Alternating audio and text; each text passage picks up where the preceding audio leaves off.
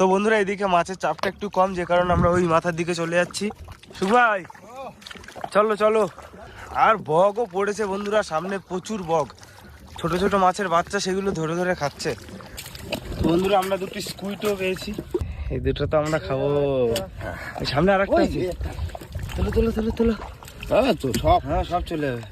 এই তো একটা বড় মাছ, দুটো। সামনে দেখো আরো মাছ। তাই তো, ওরে বাবা।